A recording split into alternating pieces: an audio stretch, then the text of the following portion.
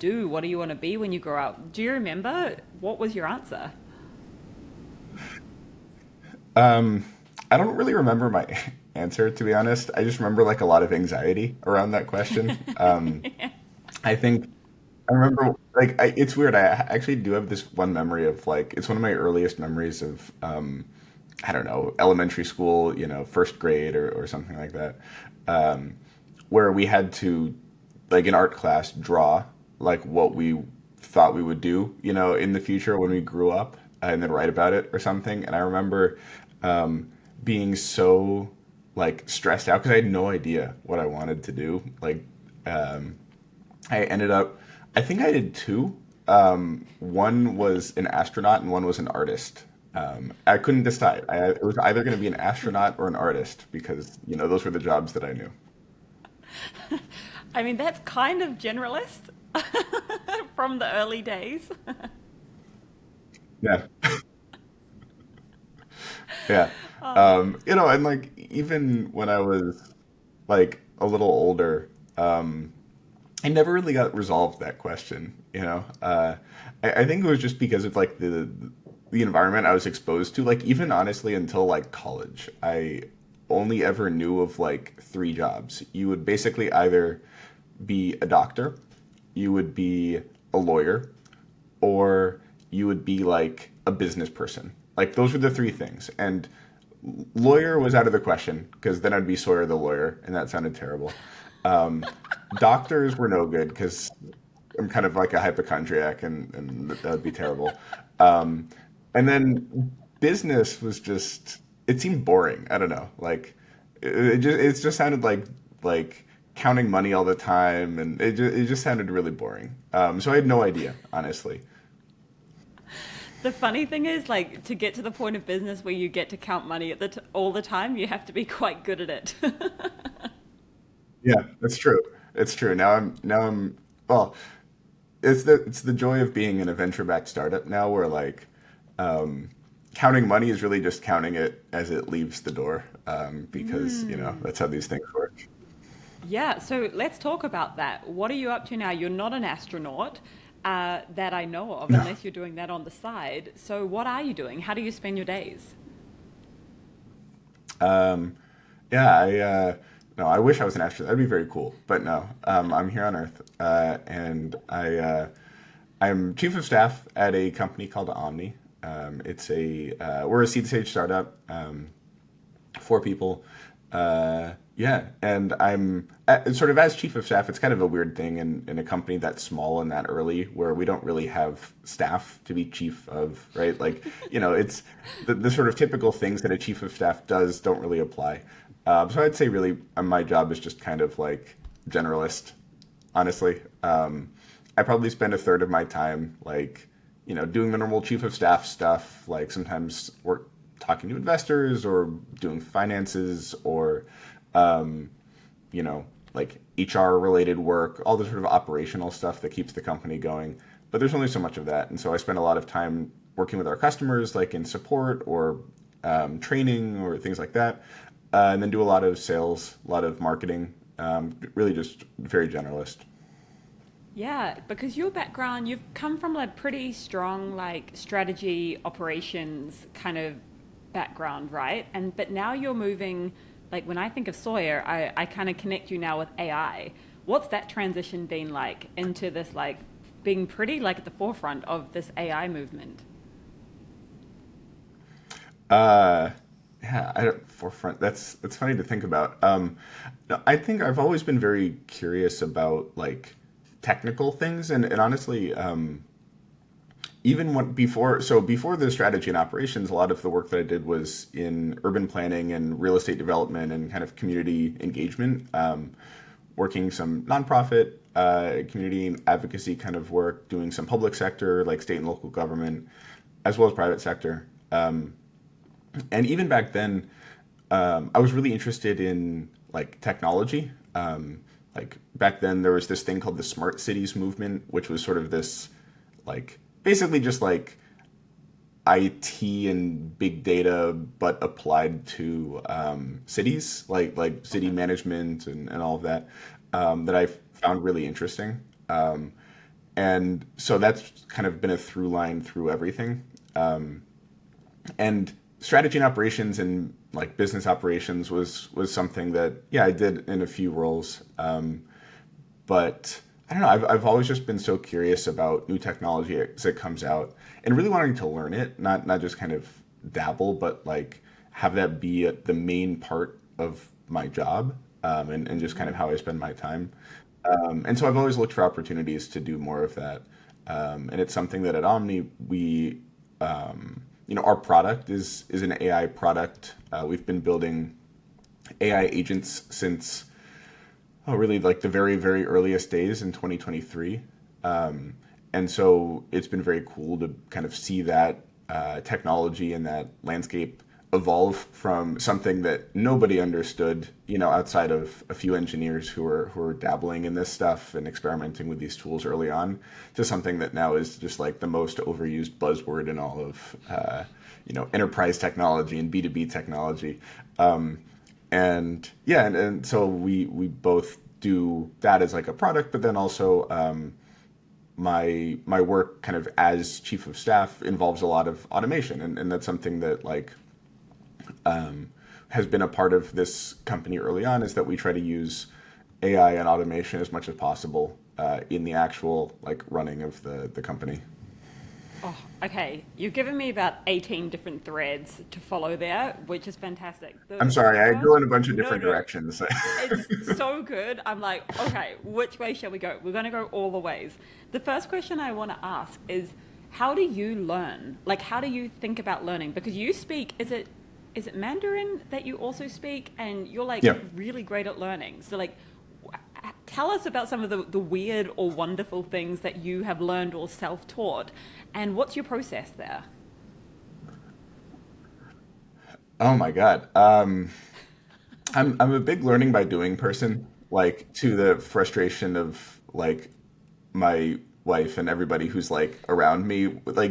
I sort of insist on doing whatever it is myself first, even if like I kind of want to, explore in the dark, stub my toes, and kind of do all of that first. In a way, it kind of like helps me get a very tangible yeah, like a very kind of tangible understanding of the boundaries of like, okay, where does my knowledge and capability end, and where do I have to start? Like, go back and say, okay, well, there's a limit to what I can just learn by literally trial and error, and I need to like spend a little bit of time now. Okay, I need to read. I need to ask somebody about it. I need to go find a YouTube video, um, and so it tends to be. I don't know, maybe a somewhat unstructured process, but one of like that traditional like you explore and then you kind of stop and consider, okay, well now what do I need to learn, and then I go down a rabbit hole for a couple of days trying to understand whatever it is, that I'm trying to do, and then I go back, and it really is kind of doing first, and then yeah, try to go deep and self teach, and I don't know. I think the other part of it is just honestly curiosity. Like it's funny how you say that, you see me as somebody who's good at learning. That's something that like I think is very contingent on what it is that I'm actually doing. Like they're like the Chinese thing, the Mandarin Chinese thing, for example. Oh, it can be so frustrating sometimes. Like it's such a hard language, and I'm not really like a strong languages person. Like, I know people who can just pick up another language like that, right? They're like, oh yeah, I just learned Portuguese last week, and suddenly, they're like conversational in Portuguese. Where Mandarin has been something that's like, God, at this point, like a 15-year endeavor. And it's just that one is another one where like trial and error and just like keeping it fresh is key. And not being, well, trying to overcome the like alarm bells of fear in my head of like sounding stupid in conversation, and something like that. Totally. Amazing. And I think it's so cool. And like, fair enough. If it takes 15 years, as you said, it's a completely different alphabet. But you lived in China for a while, did you not? Yeah, I did. I spent a lot of time there, both like in the summers, in between, like during college. I spent some summers there, doing different things. Did a little bit of like work and teaching, AP history and English and stuff like that to like middle school kids and high school kids. And then I also, for like when I was in college, like really sophomore, junior year, beginning of senior year, I thought that I was going to go after college and go into academia, and I wanted to study Chinese history as like a PhD. And so I spent a summer there doing like research, basically historical research, urban history kind of stuff. Yeah, so different things there, and that's I'd been learning the language since I don't know I was probably 10 years old, but that was like where I really applied it. Wow, super cool. Okay, so there's some great tips on how you learn, which is basically just get into it and don't be worried about looking silly. Like just learn by doing. Yeah, I think different people are like like you have to really listen to yourself around this, right? Like I think some people are definite like they want somebody to like hand them a manual that they can read through first, or they want to sort of be taken through structured lessons first so they can kind of like understand what's already been done, and like they don't want to make the same mistakes that somebody else has made, because why waste time making the same mistakes. And like I totally get that. I think that's a very valid approach to learning, and like the inefficiencies in what I do is like why I hit mistakes that anybody who knows anything about the topic could have said, well, you should avoid that, right? But I find that personally, developing that intuition, like through just firsthand experience, is very helpful. And I think I try to like get comfortable with something to the point where it becomes intuitive, and I find that helpful there. I love that. Okay, I do want to follow the thread of AI agents because, as you said, this is the talk of the town at the moment. Yeah. I guess two questions. The first has been like, what's that experience been like of being actually like doing it before it was like cool, and how have you seen this kind of progress? And then the second thing I'd like to know is how are you using AI agents? Is this like part of your all day to day? Is this something you sprinkle in? How does that look for you? Yeah. Um, so early on, AI agents were something that like they were much more rudimentary than they are today. Um, and the the systems that we were building and that I was working with were like the most basic kind of deep research agents for one. So like you'd kind of give the agent a query such as, hey, go research this topic, and it would have the ability to like break down that query into subqueries that were all relevant, and then it would go off to the web and search each of these subqueries. It would collect a bunch of sources. It would kind of extract metadata from those sources. It would synthesize the data, and then it would kind of put it all back together into a report. And that it's funny, like at the time, that seemed revolutionary, right? It was like, oh my God, like you could basically just have this like super research intern, and now this is like, everybody has this in ChatGPT, just like at the touch of a button, you could just have ChatGPT deep research do it 10 times better than we were doing it back then, and that's like how fast this stuff is evolving. Um, and I think the promise of agents and like why they've always been so cool to me is one that like they are they create much more interesting like systems to build around. Like it's a very cool medium to explore, because on the one hand they're software tools, right? But on the other hand, they have like, because you can just kind of give them a set of tools and a goal and the sort of context to work within, um, and they can non-deterministically go off and do those tasks. And it's really fun to play around with. And I've always been attracted to these like complex systems of things. That's actually one of the reasons why earlier on in my career I did not find software interesting at all. Like to build or like the sort of like SaaS work was actually not that appealing to me, because it just seemed like, well, okay, you write some software, you sell the software, good, you're done, move on.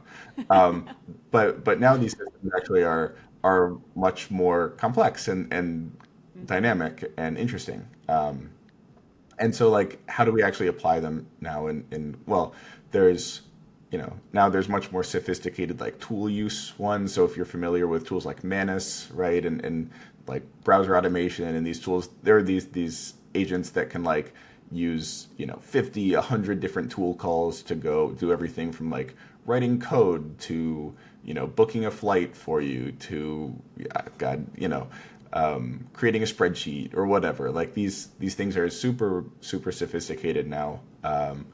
And yeah, I've been playing around with those. But the funny thing actually about being at a startup that the company and like the product and everything is changing like every 3 weeks. It feels like it's actually hard to like build in any sort of like permanent automation because like you spend a weekend, you automate one thing, and then suddenly it's like, oh yeah, we don't do this anymore, and so that process goes away.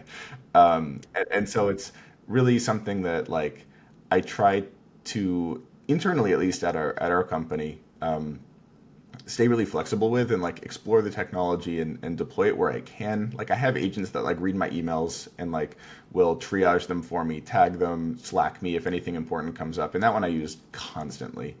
Have agents for like building lead lists for kind of whoever it is we're for whoever it is we're trying to sell to at the moment. Like our buyer persona changes, but we can always build sort of a good lead list that way.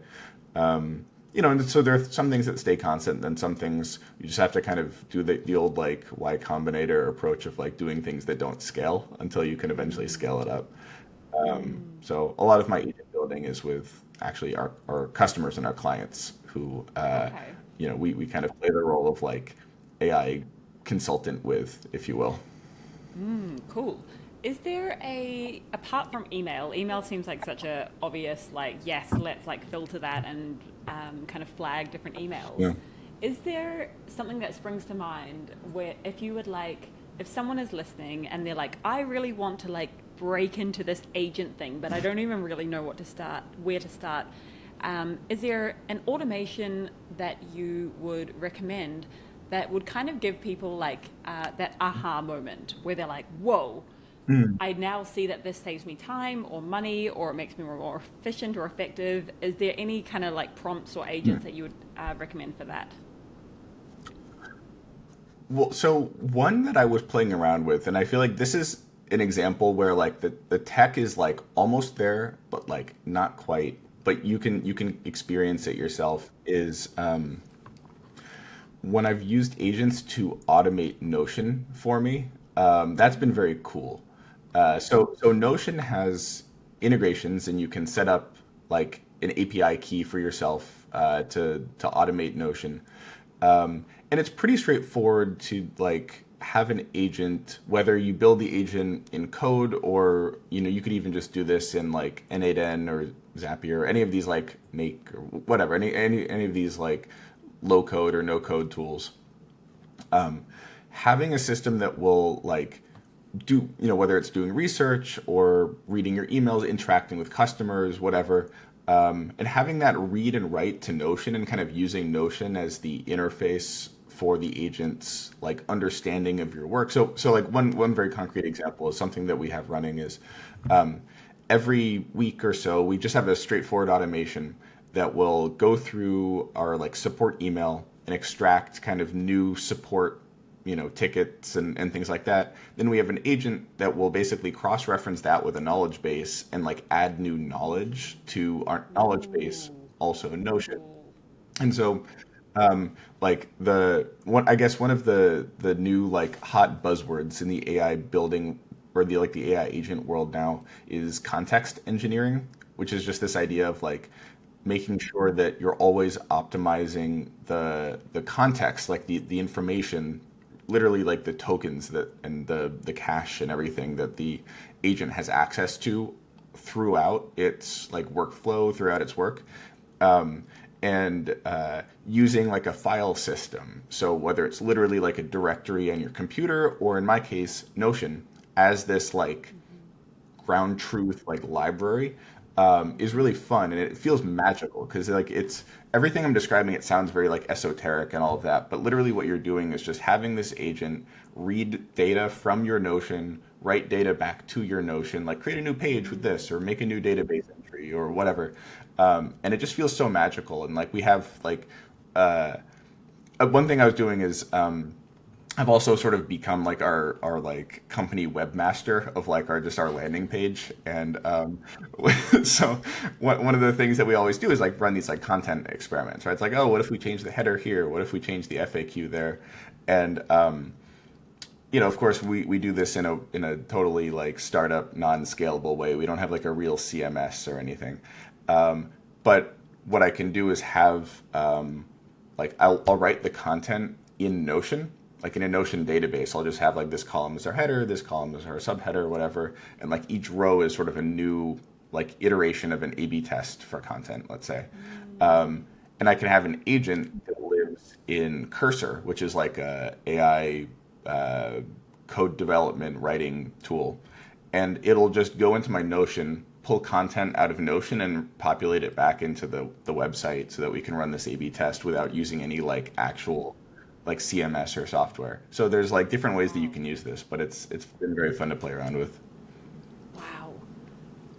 Where, where do you think we're going? Like this, I had this aha moment yesterday. I don't know if you saw it on Slack, but I had this aha moment where I was really annoyed at, I saw that one of these like period tracking apps had like sold the data. They're going through like a court case at the moment in California. And I just got God. like so pissed off. I was like, are you kidding me? Like, and then I was like, wait, what if I just, it's like, I know exactly what I want. Can I just type this into Lovable and Sawyer? It was truly one of my click moments where I thought, oh, Yeah. is this the future where like no longer will we all have this like software that's just like I guess generic software, but it's like I want to solve something, so I will speak English and I will have my own personal app. Like, what are you seeing? Yeah. It's so interesting, right? Software is getting so easy to build, and like that's it's so empowering as like a generalist who's somewhat technical but not an engineer by training or anything by any means, where yeah, just like you said, you can have a problem in your life that you want to solve, and before you'd have to find an app that somebody had already built, or you'd have to have a really good friend who's a developer who'd build it for you. You have to hire someone usually, Yeah. and it might take weeks. Now you plug in that thought, and hey, I've got a tool. That's amazing. And like of course, I actually don't think that like software engineers are like gonna all lose their jobs or anything, because it just means that there's much more complex software, much like more powerful kind of systems that you can deploy trained engineers on, right? Like a period tracking app is a relatively simple thing, right? But it's like if you want to build a whole kind of telemedicine system, like, well, man, you can never. I don't foresee being able to like build that, in Lovable, at least for the foreseeable future. But yeah, these things that were so out of reach before are now within reach, which I think is so exciting.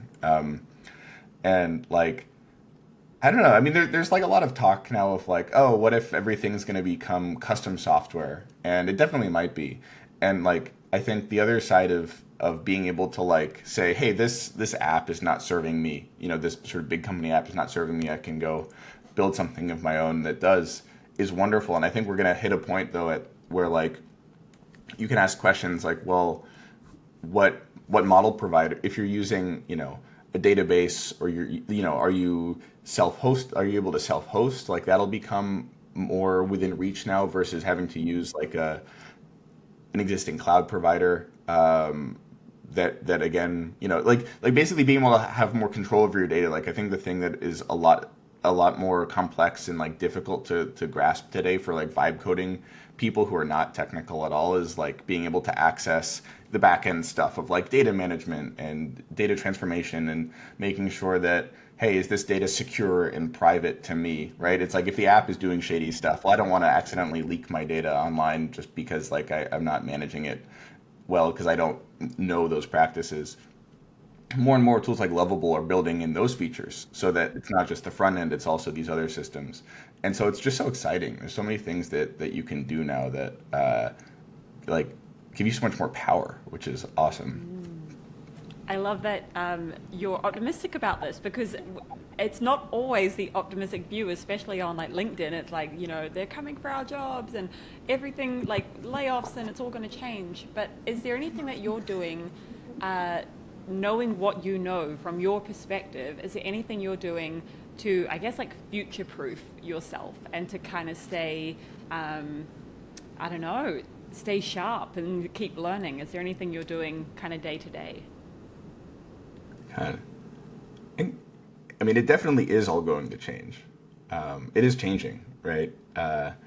Like, I'm optimistic, like medium to long term, even short term. Like, I think there's so much opportunity for new stuff. Like, if you're really in this space, using these tools to build things, there's always more work that's created, right? I mean, you can imagine, you could say, hey, I don't need a developer to build this tracking app, right? This period tracking app.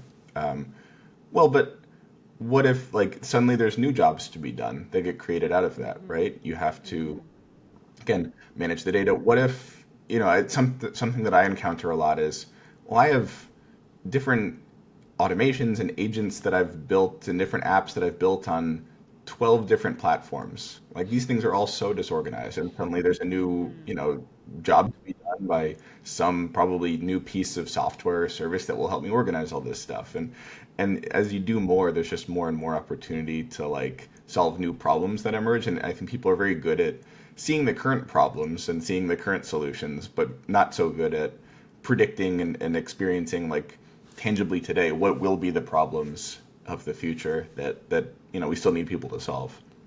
Like, yeah, I don't know. Maybe at some point we'll just be like sitting around doing with nothing to do. But actually, I don't really see that happening. But like, yeah, I mean, there's a lot of disruption too, right? And like, so okay, well, you could say everything's changing. There's a ton of disruption.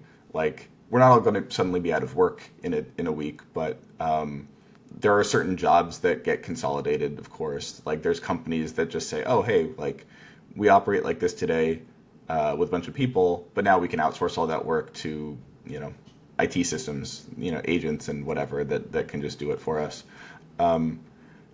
Honestly, I don't know. Like, I don't have a crystal ball, and I think there are a lot of people who spend a lot more time kind of theorizing about this stuff better than I do. So I just have personally been just pursuing my interests, like doing what I find interesting, which I guess luckily for me is a lot of different things, and it's that kind of like that creates a niche, right? It's like, hey, I'm a chief of staff kind of generalist person who can do business stuff, can sell to customers and clients, and also code, and that creates a niche. And some employers will want that, some employers won't know what to do with that, and it is what it is.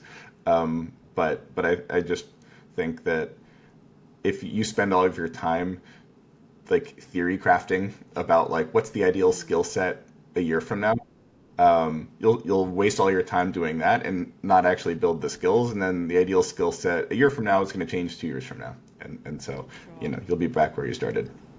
Sure. I think that's great advice. So you mentioned that at Omni you have around 4 people, and you've also raised Yeah. recently, haven't you?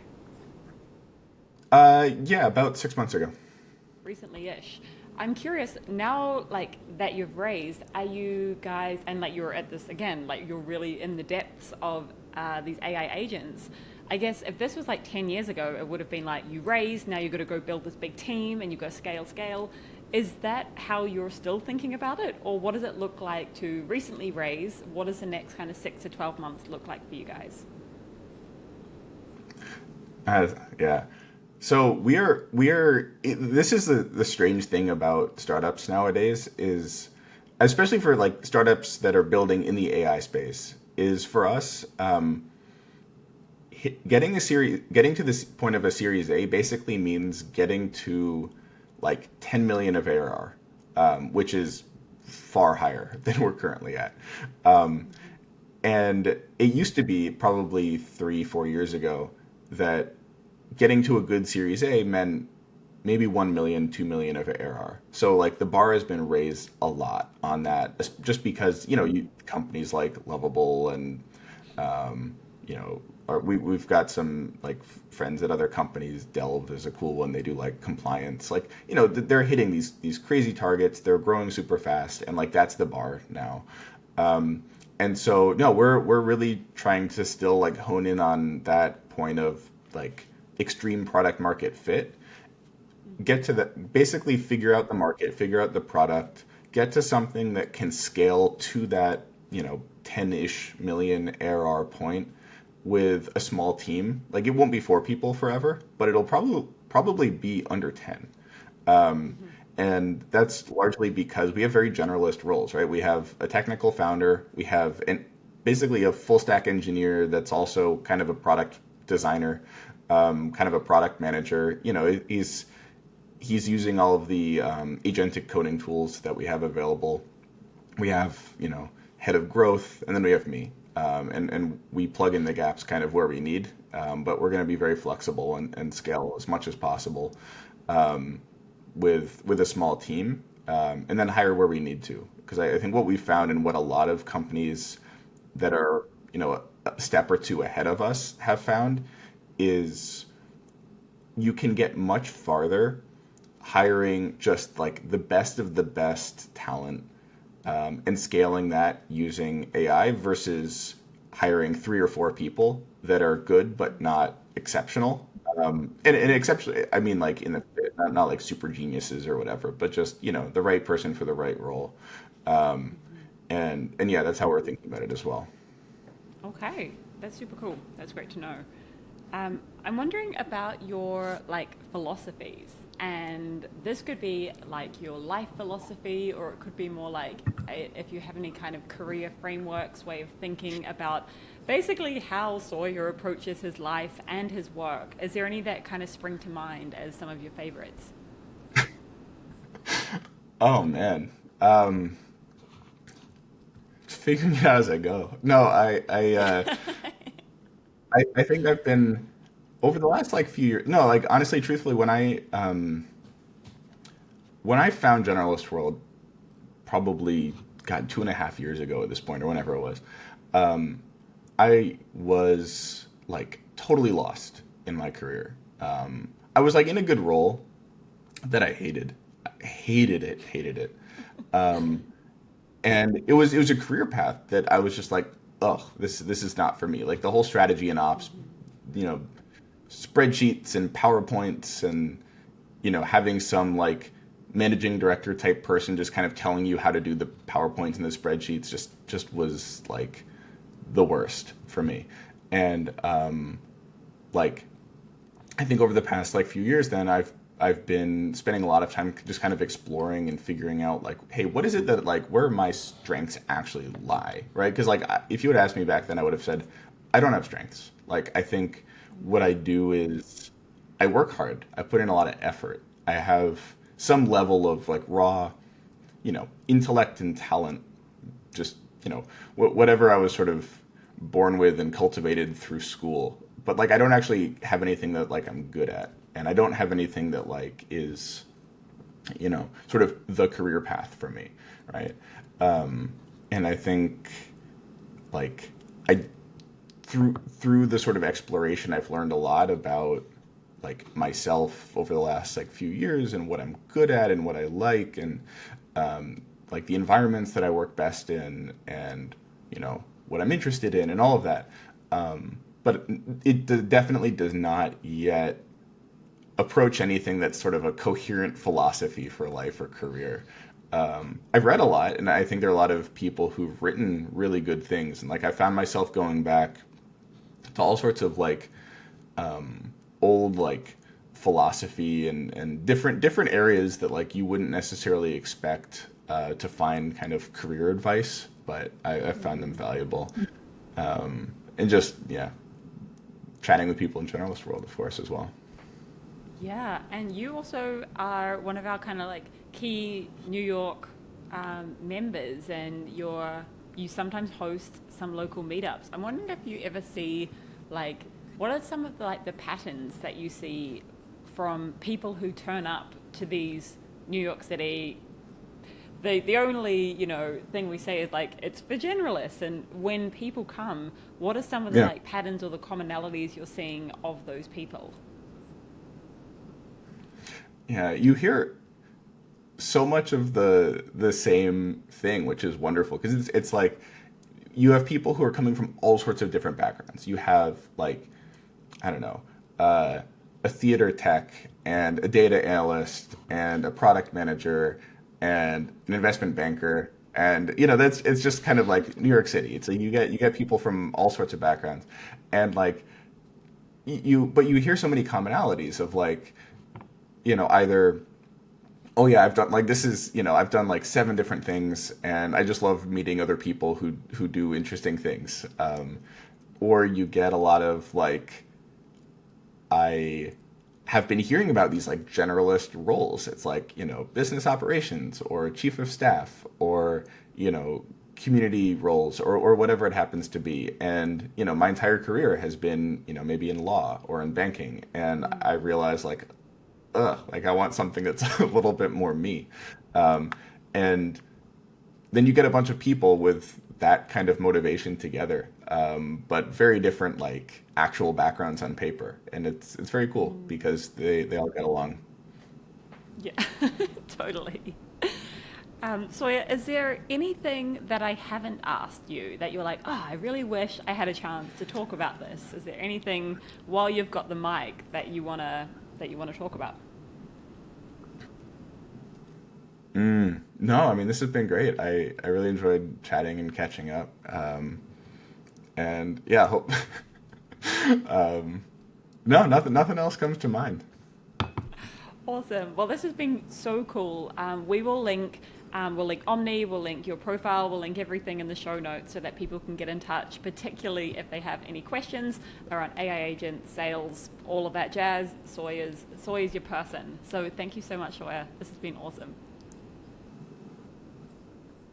Yeah, well, thank you. It's been really fun to chat. Yeah, please, anybody, I don't know, if you want to chat, feel free to reach out. LinkedIn, it's probably the best place to find me. Um, Awesome. yeah, thank you.